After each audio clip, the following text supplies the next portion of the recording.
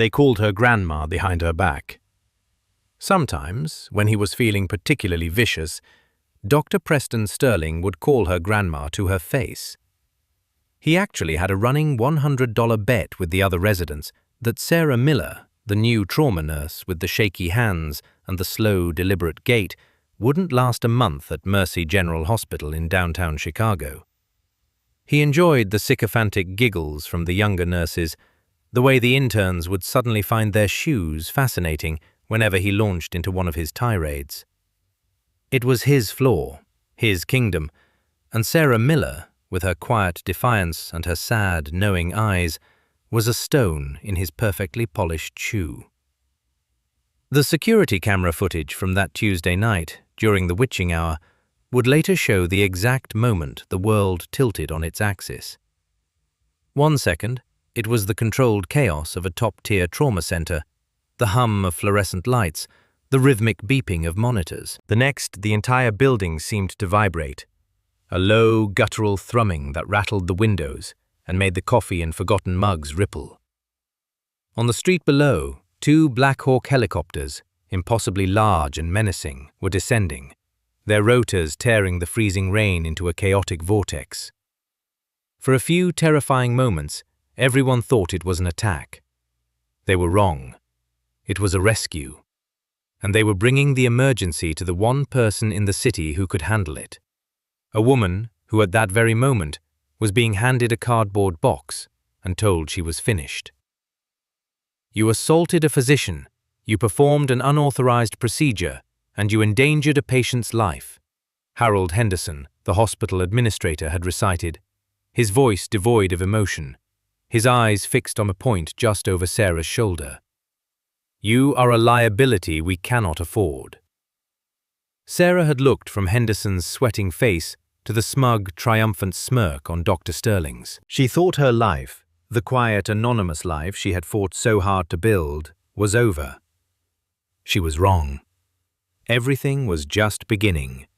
Because out in the cold, a 4-star general was stepping out of an armored SUV, his eyes scanning the hospital entrance.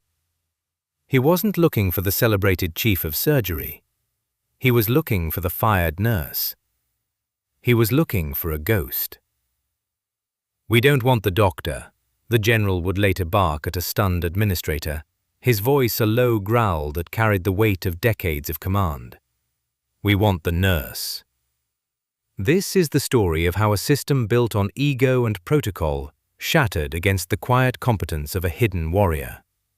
It's the story of how the woman they dismissed as old and incompetent reminded an entire hospital and the world that true authority isn't found on a nameplate or a degree from Harvard. It's earned in the mud and the blood, in the split-second decisions that mean the difference between life and death. Sarah Miller felt the tremor in her right hand as a constant, unwelcome companion. It was a faint, rhythmic vibration, almost imperceptible unless you were looking for it. Dr. Preston Sterling was always looking for it. He'd watch her as she drew medication into a syringe, his lips curled into a condescending smirk. He'd point it out as she was charting, his voice loud enough for the entire nurses' station to hear. "Careful there, Grandma," he'd say, leaning against the counter, his pristine white coat somehow repelling the grime and exhaustion of the ER.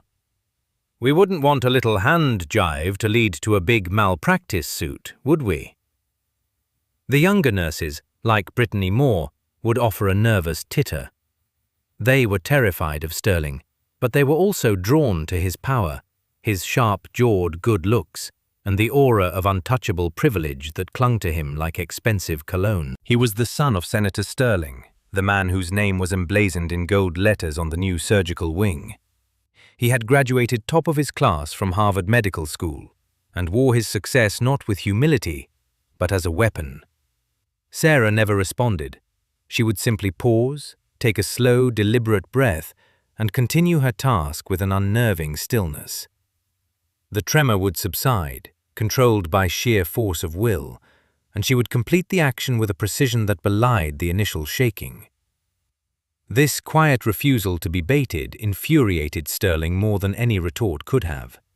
Her slowness was another source of his mockery, She moved with a deliberate, almost plodding pace, her left leg dragging ever so slightly. It was the careful gait of someone managing chronic pain, but to the residents, sprinting from one crisis to another, it looked like geriatric incompetence. "Miller, are you walking or being carbon dated?" Sterling had shouted across the trauma bay just last week. "We have a GSW in Bay 2, not a fossil exhibit." Sarah had just finished checking the seals on the chest tube drainage systems, her movements methodical. She didn't look up. She simply made her final note on the chart and moved toward Bay 2, her pace unchanged. Brenda O'Brien, the charge nurse, watched the exchange with narrowed eyes. Brenda was a veteran of the ER trenches, a woman in her 50s with arms like a dock worker and a zero patience threshold for incompetence from any corner. She had seen a dozen arrogant princes like Sterling come and go. Initially, she had been skeptical of Sarah, too. The woman looked more like a librarian who'd taken a wrong turn than a trauma nurse. She was too quiet, too contained in a world that ran on adrenaline and loud voices. But Brenda had also seen Sarah calm a meth-addicted patient in the throes of a violent psychosis with nothing more than a low voice and steady eye contact. She'd seen her spot a subtle change on a monitor that signaled a developing pulmonary embolism a full 5 minutes before the resident assigned to the patient even noticed. There was something about Sarah Miller that didn't add up, and Brenda was a woman who always balanced the books. "Hey," Brenda had grunted at Sarah later, cornering her in the supply closet. "You got your trauma certs, right?" "Yes, Brenda." Sarah's voice was quiet, a little raspy, as if she wasn't used to using it. "Advanced?" "Yes." "Good.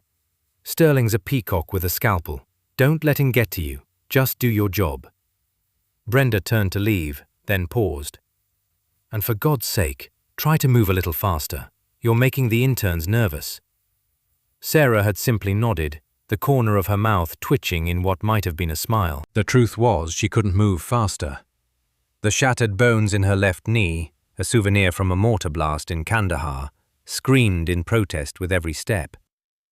The tremor in her hand was the ghost of 6 straight hours spent with her entire body weight pressed onto a young ranger's femoral artery in the back of a bouncing, unpressurized Blackhawk, her fingers going numb as she refused to let go, refusing to let him bleed out. The nerve damage was permanent. These were the secret costs of a life she was desperately trying to leave behind. She had come to Mercy General seeking peace, anonymity, a quiet place to finish out her years until her pension kicked in. She wanted to heal people without the accompanying soundtrack of gunfire and screaming. The humiliation was a daily ritual. Sterling seemed to take a special, sadistic pleasure in assigning her the most demeaning tasks. "Miller," he barked one afternoon, tossing a clipboard onto the counter with a loud clatter. "The expiries on the sutures in all 3 trauma bays need to be triple-checked and logged. And after that, the linen closets on this floor are a disaster. See to it." These were tasks for a nursing assistant or an intern with time on their hands, not for a registered nurse with decades of experience. Brittany Moore, who was charting nearby, winced but said nothing. Sarah looked at the clipboard, then at Sterling's expectant, smirking face. "Dr. Park has a patient in Bay 4 whose pressure is trending down. I was just about to—" "Dr. Park can handle it," Sterling cut her off, his voice dropping to a low, menacing tone. "Are you refusing a direct order from the chief of surgery, nurse?" The title hung in the air, heavy and suffocating. It was a reminder of the hierarchy, of the unshakable power dynamic he wielded. Sarah picked up the clipboard. "No, Dr. Sterling." She spent the next 2 hours on her knees, her bad leg throbbing, pulling out boxes of sutures, checking dates, logging them. Then she moved to the linen closets, refolding sheets and towels with the same meticulous care she would use to dress a wound. She was aware of the whispers, the pitying or scornful glances from her colleagues. Each one felt like a small grain of sand grinding away at her resolve. She just wanted to be invisible. Instead, He was putting her under a microscope. That evening, Big Mike Cogan, the night shift security guard, found her in the deserted staff lounge, rubbing her knee. Mike was a mountain of a man, a former college football player whose imposing size belied a gentle spirit. He knew everyone's name, remembered their kids' birthdays, and always had a kind word. "Rough one, Sarah?" he asked, setting a cup of coffee on the table in front of her. "Just a long day, Mike," she said, her voice weary. "I saw what he had you doing," Mike said, his own voice a low rumble of disapproval. "That ain't right. A man like that, he's got a title, but he ain't got no class." Sarah managed a real smile this time, a small, sad thing. "Thanks, Mike. I appreciate the coffee." "You take care of that knee," he said, nodding toward her leg. "And don't you let that peacock get under your skin. People who do the real work, we see you." The small act of kindness was a balm on the very raw wound. It was a reminder that not everyone was blinded by Sterling's polished veneer. But it was a small comfort. As she walked back out onto the floor, the weight of her anonymity felt heavier than ever. She was a ghost here, just as she had been a ghost in the field. The legendary Lieutenant Colonel Sarah Dusty Miller, the medic who could pull a miracle out of a dust storm.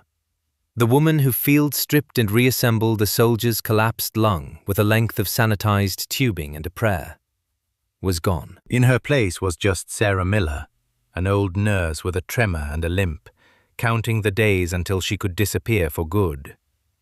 She didn't know that her past was about to come roaring back, not as a memory, but as a maelstrom of screaming sirens and flashing lights.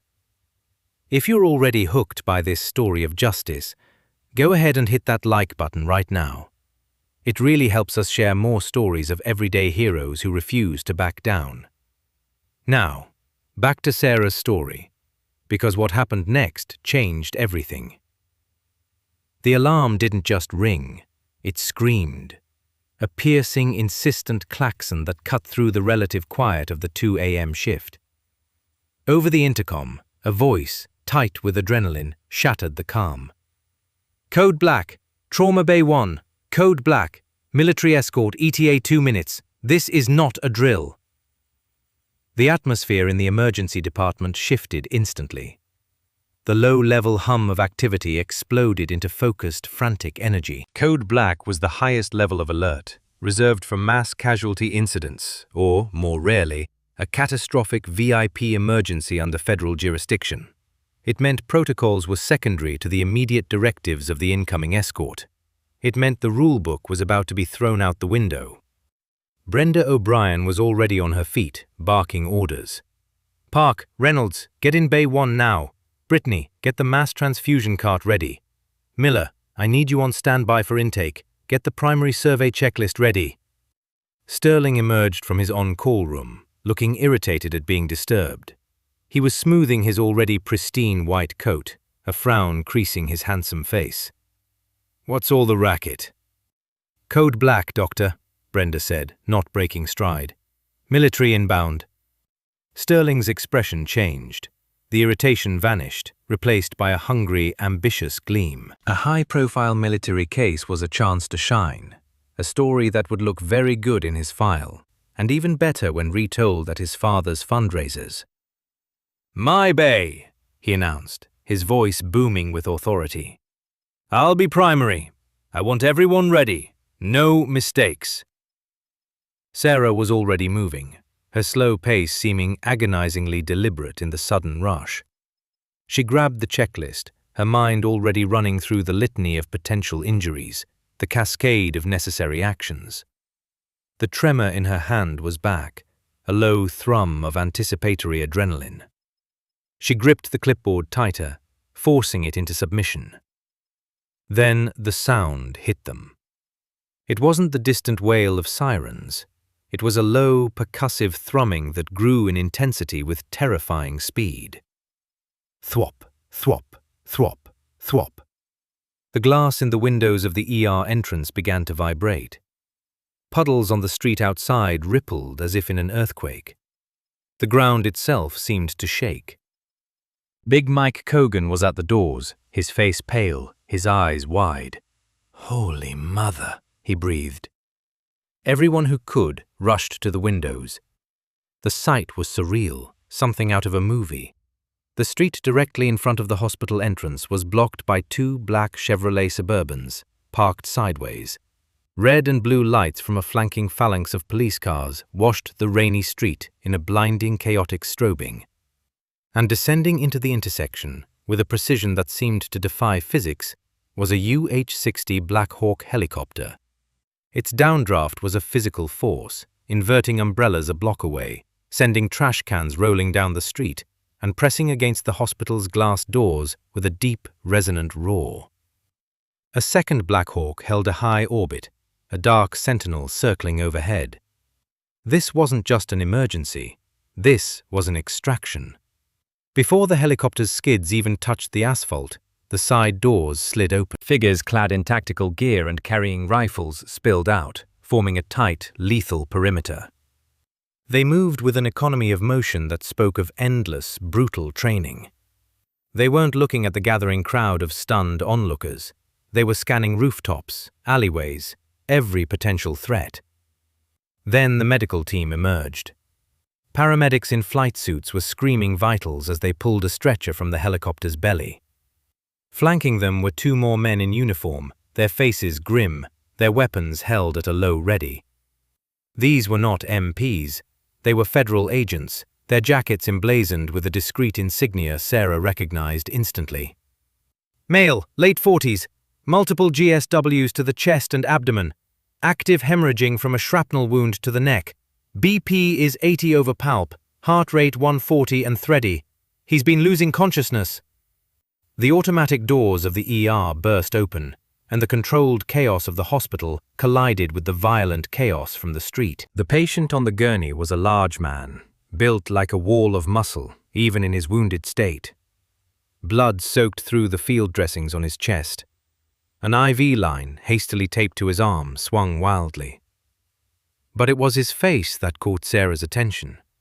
It was contorted in a mask of pain, his eyes squeezed shut, his head thrashing from side to side. He was unresponsive to verbal commands but was physically fighting, a primal animalistic resistance against the hands trying to help him. "Hold him down!"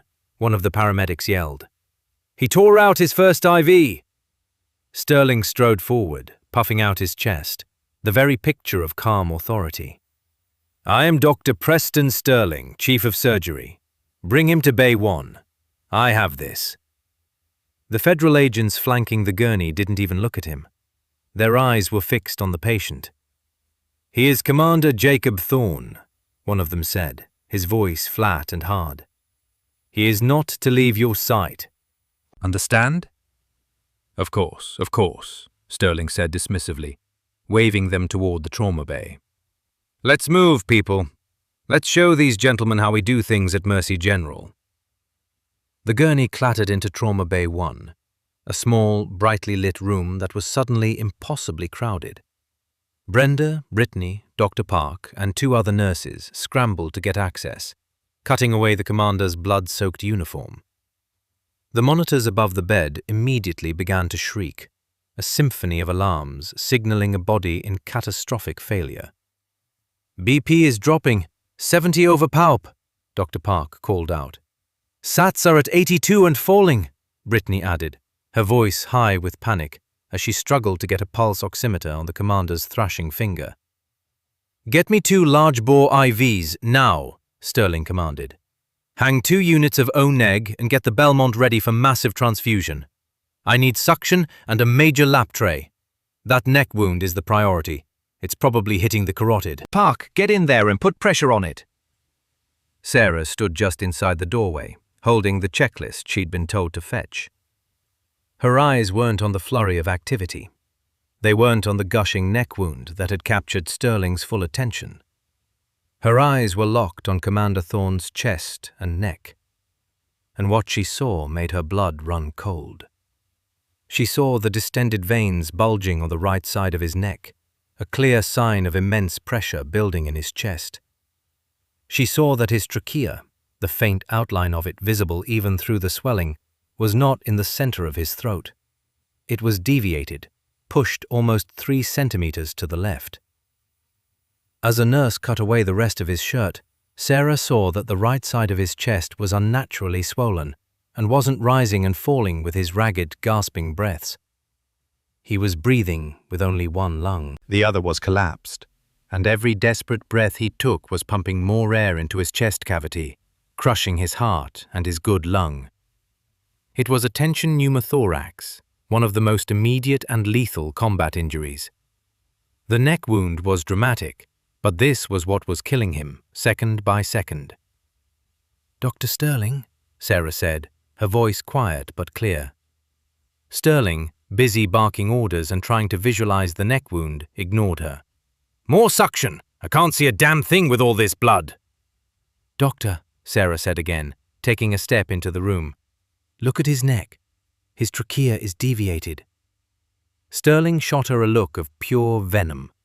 "Nurse Miller, if you are not actively doing something, get out of my bay, now! You are distracting my team."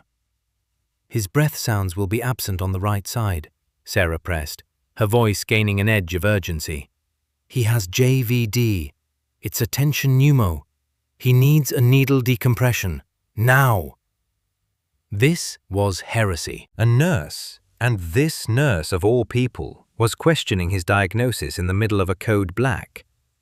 Sterling's face flushed with rage. "Are you insane?" he hissed, turning his full attention to her. "I am the chief of surgery. I have identified the primary life threat. It is the exsanguination from the shrapnel wound in his neck.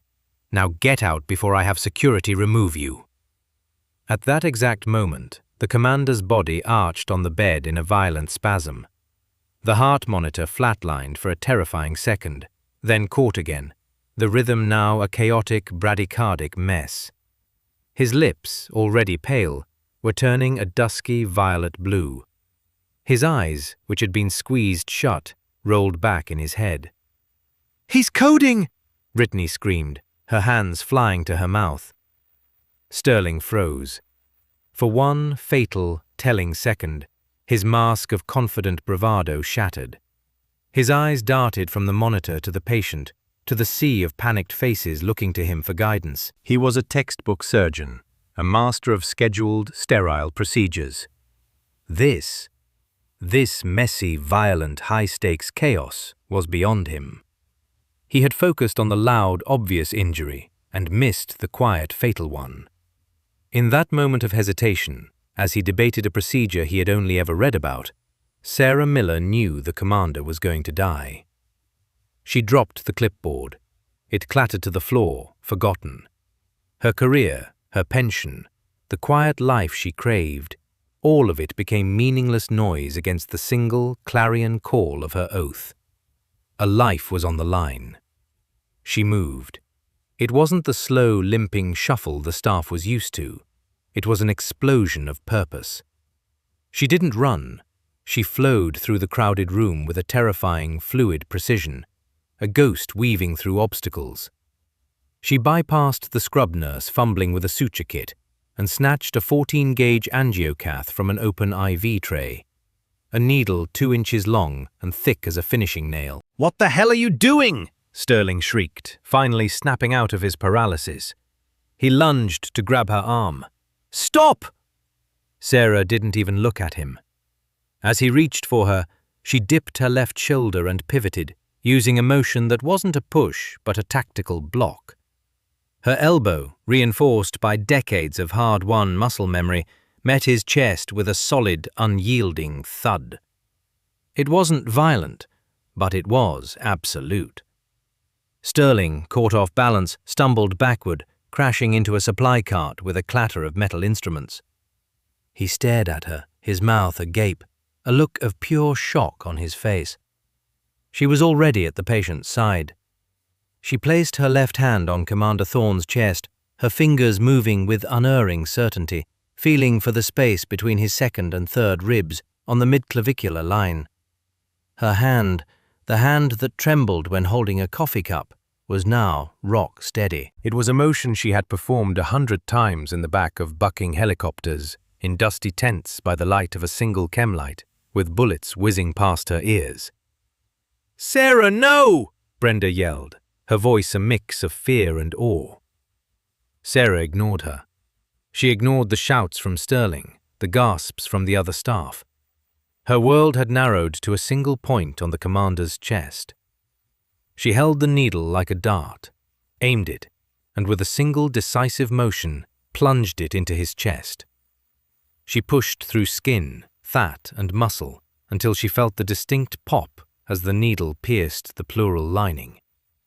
The effect was instantaneous and electrifying. Hiss. The sound was audible throughout the now silent room. It was the sound of trapped air under immense pressure escaping the chest cavity. The right side of Commander Thorne's chest, which had been grotesquely swollen, visibly deflated. His body, which had been rigid with hypoxia, relaxed on the gurney. And then came the most beautiful sound in the world. A deep, ragged, whooshing gasp of air. His lungs, freed from the crushing pressure, inflated fully. Every eye in the room snapped to the monitor. The oxygen saturation numbers, which had been plummeting into the 70s, began to climb. 80, 85, 92, 98. The angry red of the alarm turned to a calm, steady green. The bradycardic rhythm on the EKG resolved into a fast but stable sinus tachycardia. The dusky violet of the commander's lips began to fade, replaced by a healthy, living pink. Sarah didn't pause. She expertly taped the catheter in place, creating a one-way valve with the finger of a sterile glove. She had just saved his life. She stepped back from the table, her face a mask of cold, professional focus. She peeled off the gloves, now stained with a small amount of blood, and dropped them into the biohazard bin. Her knees suddenly felt weak, the adrenaline dump hitting her all at once. She leaned back against the wall, her breathing ragged. The room was deathly silent. The only sounds were the steady, rhythmic beeps of the now stable monitor. Dr. Park was staring at her as if she had grown a second head. Brittany Moore's hands were still clamped over her mouth, her eyes wide with disbelief. Brenda O'Brien was just staring. The skepticism on her face had been wiped clean, replaced by a look of profound, dawning respect. Commander Thorne's eyes fluttered open. They were hazy, unfocused, but they scanned the room, bypassing the doctors, the nurses, the federal agents. His gaze landed on Sarah, leaning against the far wall. He was still nonverbal, still trapped in a fog of pain and shock, but a flicker of recognition crossed his features. His right hand, which had been flailing wildly moments before, lifted shakily from the gurney. It was a weak, trembling gesture, but its intent was unmistakable. He brought his hand to his brow in a slow, formal salute, a salute of absolute respect from one warrior to another. Then his lips moved, and a single raspy word escaped through the oxygen mask. A name no one in that room could possibly have known. Dusty. The silence in the room became absolute, heavy, and profound. No one moved. No one breathed. The federal agents, who had been tense and ready for violence, now stood perfectly still, their eyes fixed on Sarah with a new, startling reverence. Then Sterling, his face purple with a combination of rage and abject humiliation, found his voice. "Get her out of here!" he shrieked, his voice cracking. "She assaulted me. She performed a procedure she is not qualified for. She almost killed him. Security! Get security in here now. She is fired. You are finished, Miller. Finished!" Incredible, right? If you want to see more stories where the underdog becomes the hero, subscribe to this channel right now and ring that notification bell. Also, comment below with your best guess about what happens to Dr. Sterling, because trust me, His downfall is going to be spectacular. Let's continue. The 2 hours that followed were a surreal, out-of-body experience for Sarah. While a team of stunned but now competent surgeons, led by a humbled senior attending who had been called in, took Commander Thorne to the operating room to properly repair his lung and treat his other wounds, Sarah was escorted to a small, cold conference room on the administrative floor. Big Mike Cogan was the one who came for her. His face was a mask of grim apology. "Sarah, I'm so sorry. Henderson wants to see you. Sterling is pressing charges." "It's okay, Mike," she said, her voice hollow. Her hands had started shaking again, this time not from nerve damage, but from the bone-deep chill of defeat. As Mike walked her through the ER, the atmosphere was different. The whispers that followed her were no longer mocking. They were awestruck, confused. Brittany Moore met her eye for a second, her expression filled with guilt and a dawning respect, before quickly looking away, too afraid to offer support. Brenda O'Brien just stood by the nurses' station, her arms crossed, watching Sarah go with an unreadable expression. She knew what was happening was a gross injustice, but she was also a creature of the system, and the system was about to devour one of its own. The conference room was just as she'd imagined. Plush leather chairs, a long, polished mahogany table, and cold fluorescent lights that made everyone look ill. Harold Henderson, the hospital administrator, sat at the head of the table, sweating profusely and fiddling with a pen. Next to him was the head of human resources, a woman with a severe haircut and colder eyes. And across from them, in a clean suit, his hair perfectly coiffed, sat Dr. Preston Sterling. His victim act was flawless. He had a small bandage on his chest where Sarah's elbow had connected, a theatrical prop for a non-existent injury. "Sarah Miller," the HR director began, reading from a file in a monotone drone. "You are here to address several serious allegations: gross misconduct and insubordination, physical assault on an attending physician, performing an unauthorized medical procedure on a high-value patient, and reckless endangerment." Sterling leaned forward, his voice dripping with rehearsed sincerity. "I was in control of the situation. The patient was destabilizing, but we were following protocol to address the primary bleed. Nurse Miller, in what I can only describe as a state of extreme mental instability, attacked me from behind and then performed a dangerous, invasive procedure without my consent. Her reckless action could have punctured his heart. It could have killed him. I was forced to stabilize the patient after her episode." It was a lie so audacious, so complete, that Sarah could only stare at him. He was rewriting history in real time, and Henderson and the HR director were nodding along, their only concern the potential lawsuit from the son of a powerful senator. "Mr. Henderson," Sarah said, her voice quiet but steady. "The patient is stable, isn't he?" Henderson flinched. "His current condition is not the issue, Miss Miller. The issue is your flagrant violation of hospital policy and your assault on Dr. Sterling." "I did my job," Sarah said, looking down at her hands, which were now resting, still and quiet, in her lap. "I saved his life." "You overstepped," Sterling snapped. "You are a nurse, an old, incompetent nurse with a history of erratic behavior." Sarah finally looked up, her gaze locking with Sterling's. For the first time, he saw not a timid old woman, but something cold and hard and ancient in her eyes. It made him falter for just a second. "When you check on him later," she asked, her voice soft but cutting, "will you tell Commander Thorne that you were the one who saved him?" Henderson had heard enough.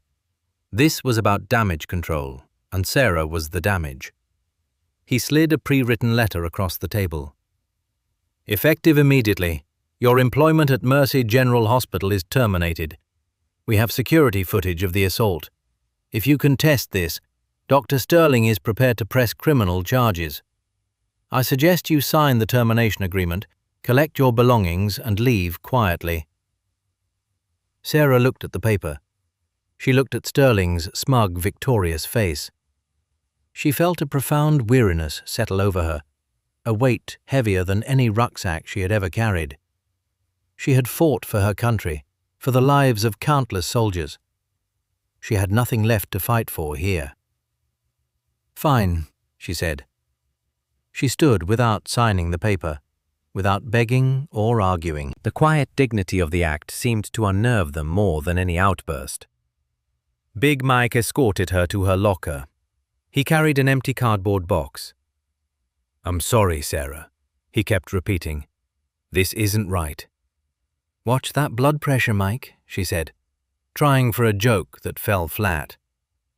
She packed her few belongings, a cracked coffee mug that said, "World's okayest nurse," her own stethoscope, the one she'd had for 20 years, a small dying succulent plant, and a framed photo of her late husband, David, in his army dress uniform. She placed it carefully on top. 2 decades of service, a lifetime of saving lives, all reduced to a cardboard box that wouldn't even fill the passenger seat of a car. The automatic doors of the ER slid shut behind her with a final, indifferent whoosh. The freezing Chicago rain hit her instantly, plastering her graying hair to her forehead and soaking through her thin coat. The streetlights blurred into long, watery streaks. Her car was in the shop, a repair she couldn't afford. So she started the long 6-block walk to the bus stop. Each step was an agony. Her bad knee throbbed in rhythm with her pounding heart. The weight of the box seemed to grow heavier with every footstep, its soggy bottom threatening to give way. She huddled under the meager shelter of the bus stop, shivering, clutching the box to her chest to protect the photo of David. It's over. The thought wasn't angry. It was just a heavy, suffocating fact. Maybe Sterling was right. Maybe she was just an old, stubborn nurse who didn't know her place. He'll press charges. I'll lose my certification. I'll end up greeting customers at a big box store. No one will ever know. The heroics, the sacrifices, the lives saved in the dust of Fallujah and the mountains of the Hindu Kush, all of it would be erased, replaced by the humiliating record of an unstable old nurse fired for assault. She looked at her reflection in the rain-streaked glass of the bus shelter. Just a tired, wet old woman, defeated. That's when she felt it again, the vibration. It started in the soles of her worn-out shoes, a low, deep rumble that grew exponentially. The glass of the bus shelter began to rattle violently. The roar was back, but this time it was different. It wasn't one helicopter. It was 3. She looked up. Through the sheet of rain and the low-hanging clouds, she saw them. 2 Blackhawks holding a high, tight orbit, their searchlights cutting through the gloom. And a third, a massive double-rotored Chinook, was descending, not toward the hospital, but directly toward the intersection where she stood. Cars slammed on their brakes, causing a pileup of screeching metal and shattering glass. Pedestrians scattered, screaming, assuming it was a terrorist attack. Black Suburbans, the same ones from before, materialized out of the rain, screeching to a halt and blocking off the entire street. Men in dark suits and earpieces jumped out, weapons drawn, creating a perimeter. The downdraft from the Chinook was a hurricane, ripping her soggy box from her hands. Its contents spilled across the wet pavement. The photo of David landed face down in a puddle. Sarah scrambled to grab it, her heart pounding with a new, terrifying confusion. A soldier, clad in full combat gear, sprinted toward her, dodging cars, his boots splashing through the puddles. He pointed directly at her. "Target in sight!" he yelled into his radio. He reached her in seconds, his face young, earnest, and filled with a desperate urgency. He grabbed her arm, his grip like an iron vice. "Ma'am, Lieutenant Colonel Miller, you need to come with us, now!" Sarah stared at him, stunned. Lieutenant Colonel. No one had called her that in years.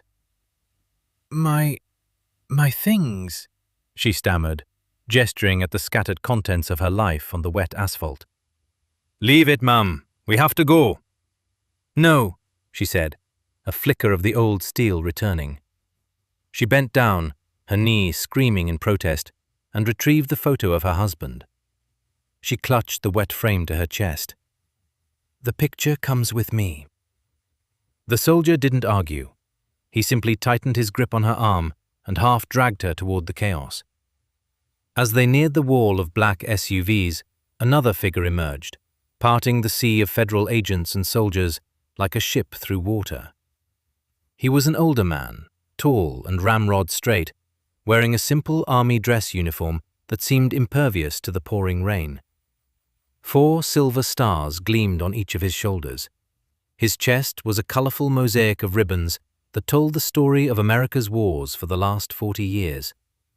He held a simple wooden cane, but he didn't lean on it.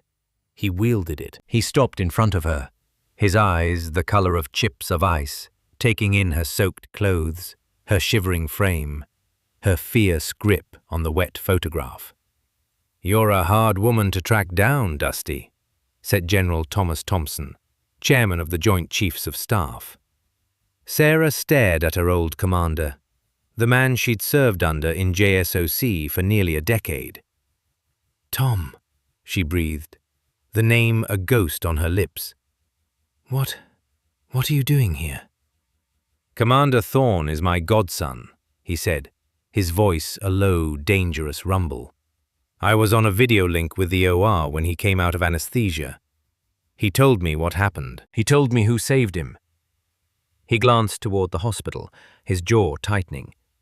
Then I saw a live press feed of some arrogant child in a white coat telling the world he saved him, and that the nurse who actually did was unstable and had been fired. He looked back at her.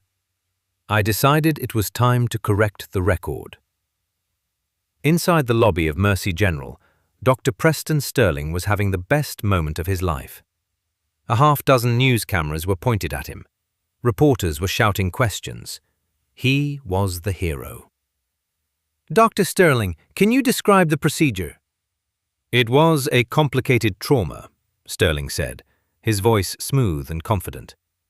The patient presented with multiple injuries, but I quickly identified a life-threatening bleed in the neck. There were complications caused by a tragically unstable staff member, but my team and I were able to regain control and stabilize the patient before taking him to surgery. Harold Henderson stood beside him, nodding and wiping his sweaty forehead with a handkerchief. This was good. They were controlling the narrative. The hospital was the hero. The fired nurse was a minor, unfortunate footnote. That's when the doors to the hospital slid open. A wall of grim-faced men in suits and soldiers in combat fatigues entered the lobby, fanning out with tactical precision. The reporters fell silent, their cameras swiveling toward the new arrivals. The air crackled with an authority that made Sterling's manufactured importance evaporate like mist. And then General Thompson walked in, with Sarah Miller at his side. He didn't run from the rain. He walked through it as if it wouldn't dare touch him. He stopped in the center of the lobby, the clack, clack, clack of his cane on the polished marble floor the only sound. Dr. Preston Sterling? The general's voice was not loud, but it cut through the room like a razor. Sterling, momentarily confused, puffed out his chest. I am, and you are? I'm the man who's about to end your career, General Thompson said flatly. He turned to the crowd of reporters. You've all been listening to a liar. He nodded to an aide, who stepped forward holding a tablet. I have reviewed the security footage from Trauma Bay 1. I have seen the telemetry data. I have a statement from my godson, Commander Jacob Thorne, and I am here to tell you what actually happened. Sterling's face went white. This is absurd. This is a hospital. Security, remove these people. Big Mike and the other guards stood frozen. They weren't about to lay a hand on a 4-star general and his military escort. General Thompson ignored him, his voice ringing with cold fury. "You just told the nation that you saved that man's life. The truth is, you were about to let him die. You fixated on a superficial bleed while he was suffocating from a tension pneumothorax. A first-year combat medic in a muddy ditch would have spotted it in seconds. You failed." He then turned his gaze, cold and unforgiving, on Sarah. But his expression softened. "This woman," he said, his voice now filled with a deep, resonant respect. "This woman tried to warn you. You ignored her. When she saw you had frozen, when she saw that Commander Thorne had seconds to live, she acted. She broke your chain of command to uphold a much higher one, her oath to preserve life. And for that, you had her fired." He held up a hand to silence the stunned murmurs. He pulled a classified black folder from under his arm. "You're all wondering who this unstable nurse is," he said, his voice dripping with contempt. He opened the folder. He didn't read from it. He recited from memory, his eyes locked on Sterling's crumbling face. "Retired Lieutenant Colonel Sarah Dusty Miller, 24 years in the Army Medical Corps. 4 tours in Afghanistan, 3 in Iraq. Lead trauma specialist attached to the 75th Ranger Regiment and later Joint Special Operations Command. Recipient of the Silver Star for gallantry in action, the Bronze Star with valor, and the Purple Heart." A collective gasp went through the room. The reporters scribbled furiously. The hospital staff, including Brenda and Brittany, who had come to see the commotion, stared at Sarah in utter shock. "They call her Dusty," the general continued, his voice dropping, "because she had a habit of being the last person on the ground, refusing to board the medevac until every last one of her wounded was on board, staying until she was covered in the dust from the rotors. That tremor in her hand you all mocked? Permanent nerve damage from holding a soldier's femoral artery closed with her bare hands for 6 hours after an IED strike. Her limp? A shattered knee she got while shielding a wounded Marine from a mortar blast. She is not a nurse. She is a living legend.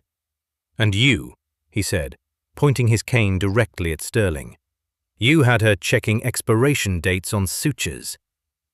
Sterling began to crumble. The polished veneer shattered, revealing the terrified, incompetent child beneath. I didn't know," he stammered, sweat beading on his forehead. She was a nurse." "She is the finest trauma specialist I have ever known," the general boomed. "And you assaulted her. My aide has footage of you lunging at her. She merely blocked you to save a man's life." He turned to the pale, trembling Harold Henderson.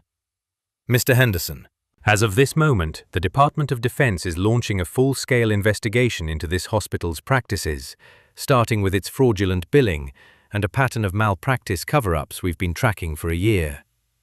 I believe the Department of Justice will also have some questions for you. However, you have a chance to begin making things right. It starts with him." Henderson didn't hesitate. The ship was sinking, and he was not going down with Sterling. He reached into his jacket pocket and pulled out a letter he had clearly prepared for just such a contingency. "Dr. Sterling, effective immediately, your privileges at Mercy General are suspended pending a federal investigation. The board has voted to terminate your contract." Sterling looked as if he'd been physically struck. "What? You can't! My father!" "Your father is on the phone with the Secretary of Defense as we speak," General Thompson said coldly. "I assure you, he is no longer your concern." The general then turned to Sarah. His expression was warm, full of a deep, abiding friendship. "Colonel Miller, on behalf of a grateful nation and a very grateful godson, I thank you. Now, I'm told there's an opening for a new director of trauma protocols and training here. a position with full authority to overhaul this hospital's culture from the ground up.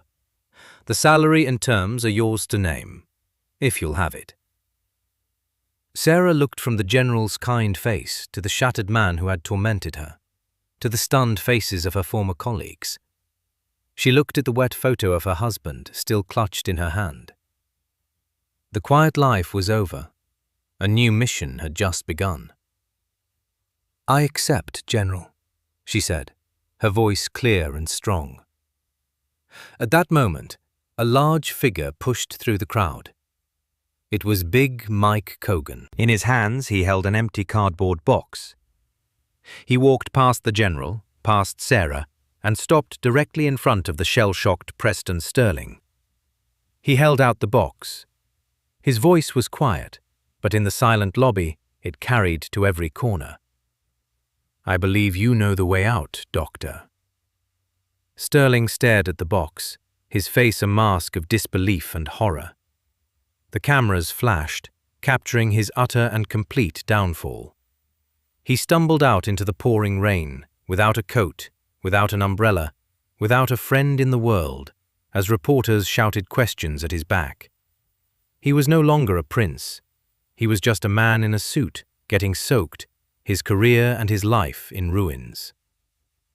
1 year later, the sun shone brightly on the dedication ceremony for the new Colonel Sarah Dusty Miller Center for Combat and Trauma Medicine at Mercy General. The wing was a state-of-the-art facility, its protocols, written by Sarah herself, already being adopted by hospitals nationwide. The mortality rate in Mercy's ER had dropped by 15% in 12 months. In the front row, General Thompson sat smiling proudly. Beside him sat Commander Jacob Thorne, looking healthy and strong, a faint scar on his neck the only visible reminder of that night. He caught Sarah's eye and gave her a slow, respectful nod. The new chief of surgery, a humble and deeply competent woman handpicked by Sarah, watched from the side with admiration. The entire staff was there, standing a little taller, their faces free from the fear that had once permeated these halls. Brenda O'Brien stood beside Sarah on the podium, her face beaming with pride. Brittany Moore, now one of Sarah's most promising protégés, was in the crowd, her notebook out, taking notes. Sarah, dressed in a sharp but practical suit, stepped to the microphone. Her hand, holding her notes, had its familiar tremor, but she no longer tried to hide it. It was a part of her story. "They say that authority is a title on a door," she began, her voice calm and clear, carrying across the assembled crowd. "But I learned a long time ago that true authority is earned. It's earned through the trust of your patients. It's earned by putting their lives above protocol, above ego, and above fear. This center is named for a nurse not because of one person, but as a promise. A promise that from this day forward, in this hospital, the person doing the work matters more than the person with the title. A promise that if you have to break a rule to save a life, you do it. And I will have your back." After the ceremony, a young nurse, a rookie just 3 weeks into her first job, approached Sarah nervously. "Colonel Miller, ma'am, I don't know how you did it, how you stayed so calm." Sarah looked at the young woman's face, at her earnest eyes filled with a familiar mix of terror and determination. She saw herself. She placed a hand on the young nurse's shoulder. "You just protect your patient," she said, her voice soft. "You do the right thing, no matter what. The rest will take care of itself. Now, come on, let's do rounds. I want to show you a new technique for central line placement." As they walked into the hospital together, the old ghost and the new recruit, Sarah Miller felt a sense of peace she hadn't known in years. Not the quiet of anonymity, but the deep, resonant peace of purpose. She wasn't hiding anymore. She was home. And that is the incredible true story of Sarah Miller. It's crazy to think that she was fired for saving a life just minutes before a 4-star general needed her to do exactly that. It really makes you wonder how many heroes are out there right now, getting punished for doing the right thing just because it breaks a protocol. If you enjoyed this story and want to see more real-life dramas about heroes getting the justice they deserve, please smash that like button. It really helps the channel. And don't forget to subscribe and ring the notification bell so you never miss a story. Drop a comment below telling me what you think should have happened to Dr. Sterling. Thanks for watching, and I'll see you in the next one.